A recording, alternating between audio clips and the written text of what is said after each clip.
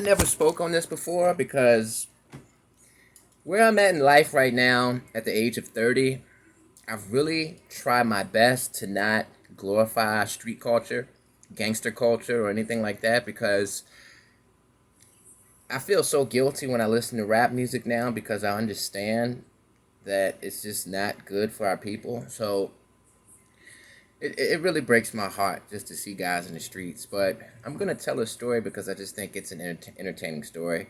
And it allows you to kind of get to know me a little bit better. All right. First of all, I don't identify as a street guy. I don't identify as a former street guy or anything like that. I've always just been myself. When I was a teenager, I was into punk rock. I was a skateboarder. I was into BMX. I've always been the kind of guy who followed his own path in life. I've always liked rap music, and I've always been surrounded by the streets because I have an older brother and an older sister who are more of that ilk than I am. You know, my sister lived in the projects. You know, she has baby daddies, and she was really about that culture.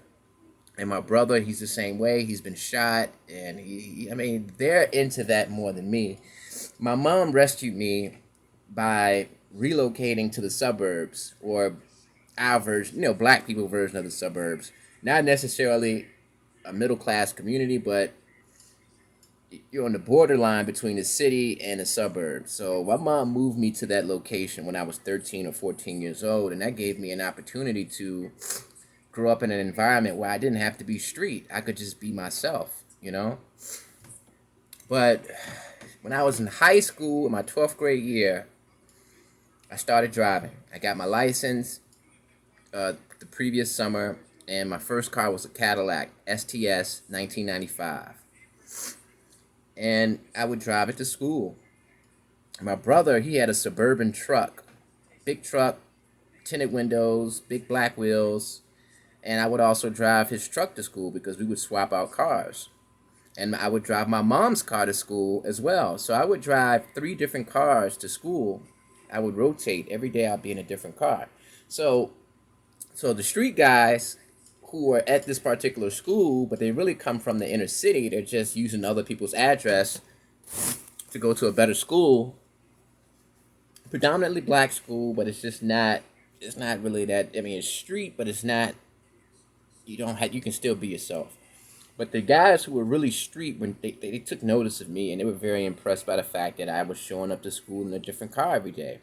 And I never used to explain to them that, hey, these aren't all my cars. I only have the Cadillac. I would just say, I just laugh at them because I really didn't, I really just, that wasn't my mentality. I wasn't into the streets, so I wasn't really looking at myself as a baller. So after I got out of high school, I got this reputation with the street guys that went to my school, and apparently that reputation followed me into the city. So I'm living on the borderline between the city and the suburbs.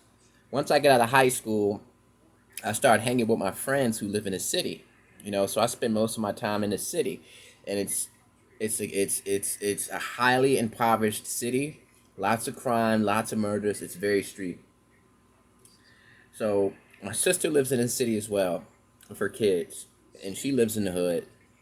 So I'm hanging with my friends in the hood. I'm hanging with my sister at her house, pretty much every day. So at that point in time, I got another car. So I had the Cadillac, and I had a 1980s BMW, but it was clean. Clean.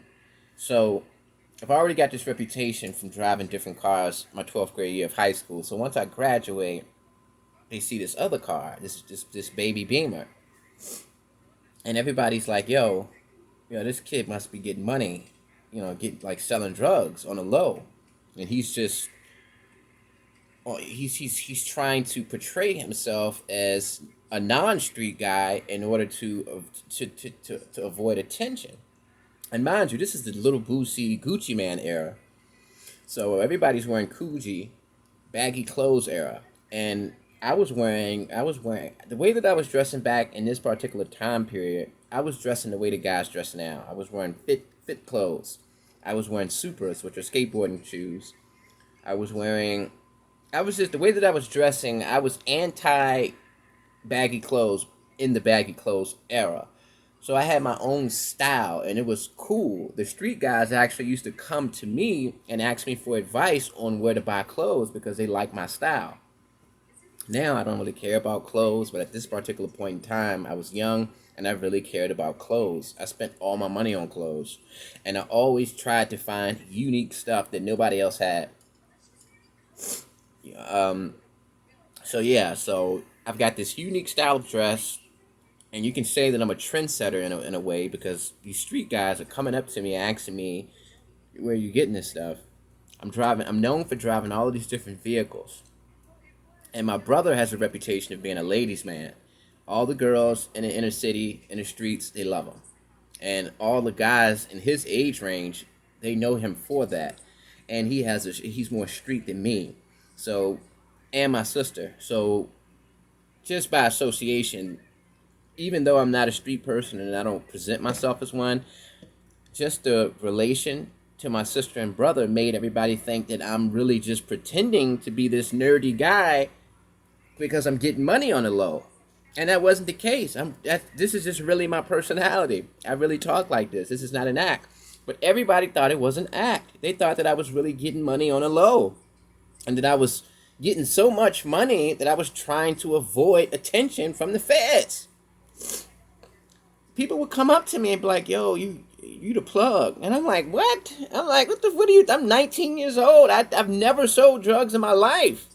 But people have this impression of me because the perception lines up with on the low drug dealer. So that's what they assumed I was, especially considering the fact that my style was 10 years ahead of its time.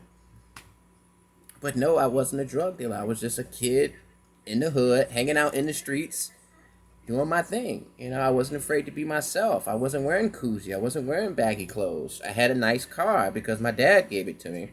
I had another nice car because my dad's friend gave it to me. And I'm driving my mom's car sometimes, and me and my brother are swapping vehicles. So, so make a long story short, I became a street icon, and I didn't even realize it until this year, until I turned 30. I bump into guys right now at like a convenience store. Whenever I'm in this inner city, I would bump into guys who I knew back in that time period, and they would be so excited to see me. They hug me. They tell people, "Yeah, he was getting money back in the days." And I'm like, I'm just sitting back and I'm like, "No, I wasn't. That was just your perception." But you can't tell them that I wasn't. And the more that I tell them that I wasn't a drug dealer back then, the more they believe that I was. Because their whole thing is, this guy is on the low. And he's so good at being on the low, you would never think he's doing what he's doing. But I know he's doing it because I've seen the cars. I know him. I've seen how he used to dress 10 years ago. This is how people dress now. I know he was getting money. And that gave me so much credibility in the streets. I mean, I've got guys right now, I'm not their day-to-day friend. I don't have their phone numbers. But if they see me in the inner city and I'm in trouble, they'll help me. All because of this. And it's amazing. It's amazing. Peace.